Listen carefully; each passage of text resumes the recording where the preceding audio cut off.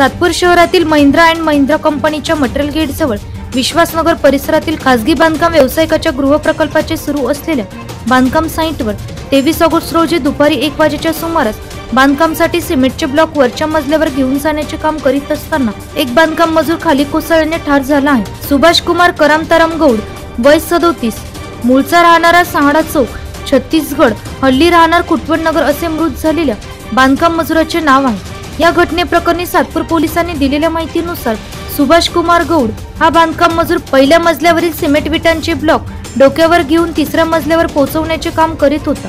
दरम्यान हे सिमेंटचे ब्लॉक वाहत असताना त्याचा अचानक तोल जाऊन तो तिसऱ्या मजल्यावरून खाली पडला असल्याने ही घटना घडली। यामुळे त्याच्या उजव्या हाताला व डोक्याला गंभीर दुखापत झाल्याने गौड यास तात्काळ नाशिक जिल्हा शासकीय रुग्णालयात पुढील उपचारासाठी दाखल केली असता येथील डॉक्टरांनी गौड यास तपासून मयत घोषित केले। या घटनेप्रकरणी सातपूर पोलीस ठाण्यात अकस्मात मृत्यूची नोंद करण्यात आली आहे।